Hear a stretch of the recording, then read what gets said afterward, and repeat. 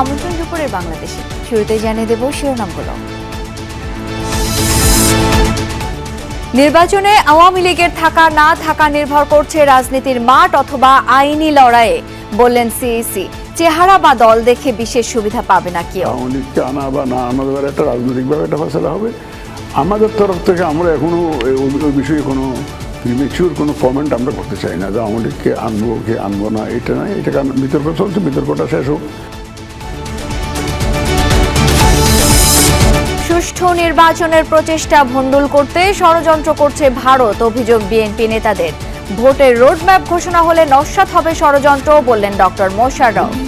নির্বাচনের রোডম্যাপ ঘোষণা করা হয় তাহলে জনগণ নির্বাচনমুখী হয়ে গেলে আমার বিশ্বাস আজকে যে ছোটখাটো ষড়যন্ত্র করার চেষ্টা করা হচ্ছে এই ষড়যন্ত্র জনগণের কাছে বার্তা পাবে না।